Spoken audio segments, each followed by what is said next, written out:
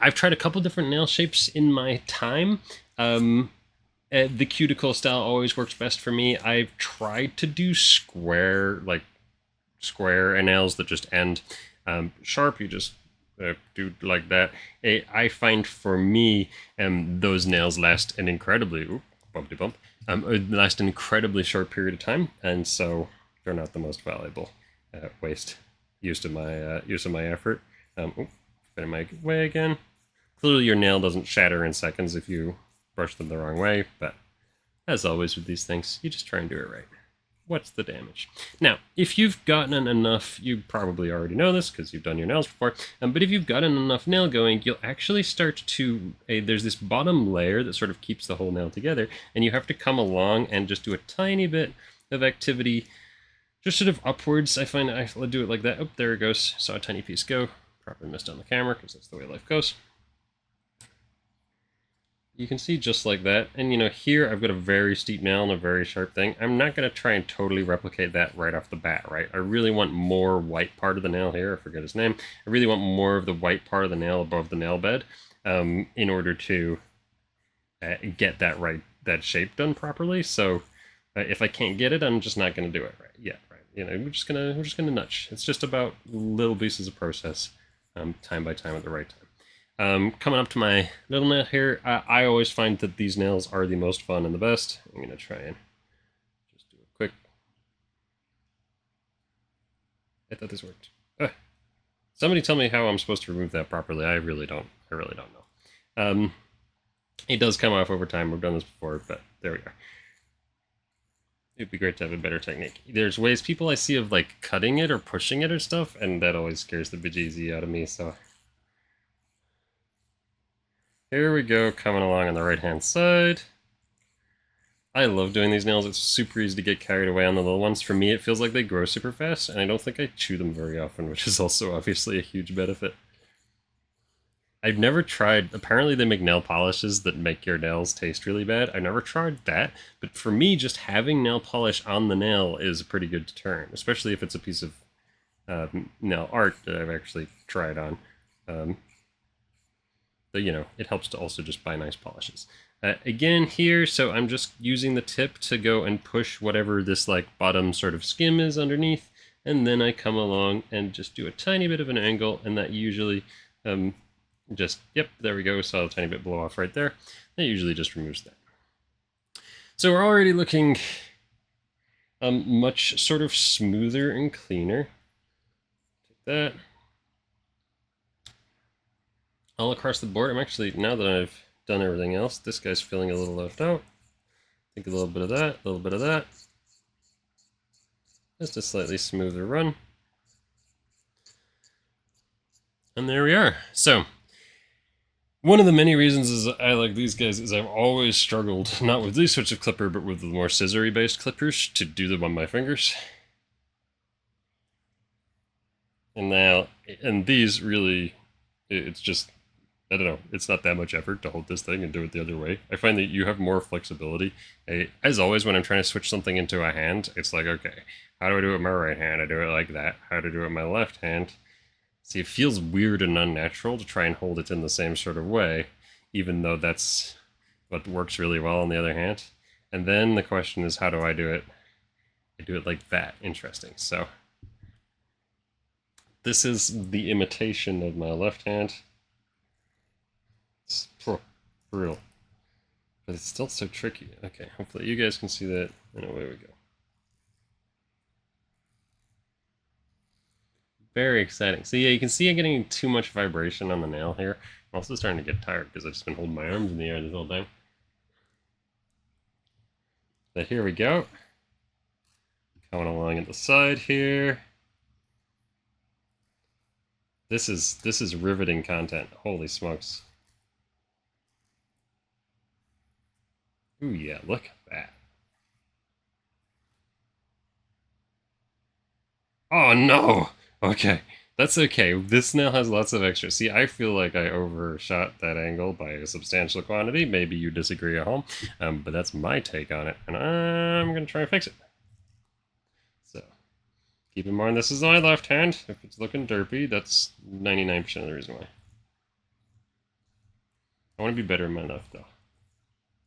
This isn't just pointless. So that's much better there. See, even if you're an amateur with the left hand, it's still super easy. Like, you're only taking off, like, you do take stuff off, that's obvious, but you're taking off little bits in a really controlled manner, so it's all good. Alright, let's fix this one. Nice evidence of chewage here, holy smokes.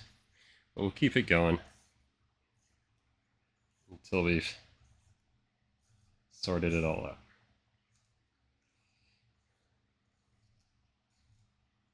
Not bad, not bad. Come around to the right. Fix the left-hand side.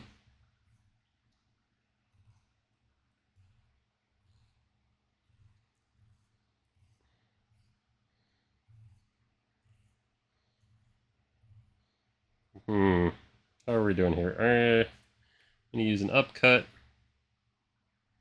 Both ways. Dink, dink, dink. And madness.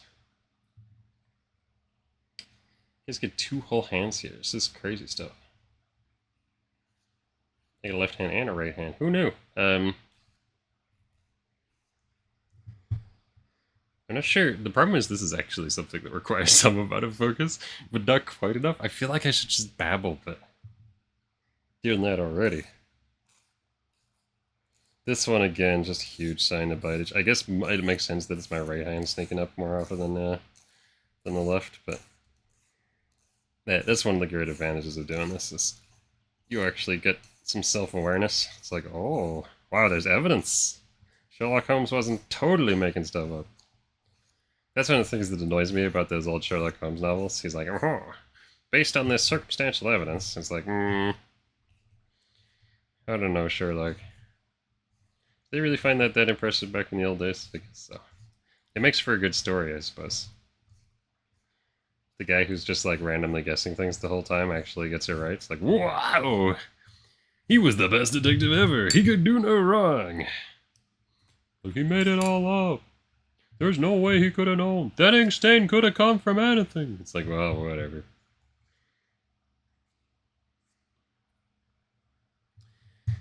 Unfortunately, of course, real detective work is challenging and often inconclusive, if not almost always. But away we go. Speaking of detective work, what's happening to these nails? Dun dun dun dun dun dun dun. How's that for a segue? I'm hoping this double camera setup is keeping people somewhat interested. That and the dulcet tones of my voice as I continue to say things of relatively little relevance and importance. If this is just what people want, it's like hearing me fill air forever, then that's the most doable of things. I can do that. If you're finding this boring, then please stop watching this video. Do not support me. Thank you very much and have a great day. This nail, in all seriousness, I butchered this nail. I know it's like not right now, just in general. It's the one I'm most aware that I chew on, I think. And the shaping here is rough. You can see the evidence. They're going to try and erase it, but one of the problems with the nails that you chew on is if you don't, if you get them really nice and then you chew on them a bit, then it's really hard to get that growth back, because you might just throw off your shape until you can finally fix it. Whereas if you left it a little bit on there in the right place, this is the sort of strategery that you need to think about yourself. And you're like, am I going to chew that? Got to be really honest with myself now. At least until you get polish on. Yeah, that's getting a bit better though. Look at that. We're starting to deal with something that looks like a decent nail. I don't want to mess with it too much for all the aforementioned reasons, but I want to do one swipe across the top here. Yeah. And then, see, this is just brutal, I'll really give that 1 or 2 clicks, but I don't want to mess with it so that it can grow out a little bit, really. Ooh, look at that absolute talent. So I'm going to come along. See if I can't clean that up a little bit. See if I can clean that up a little bit. And here she goes. Last piece, last nail.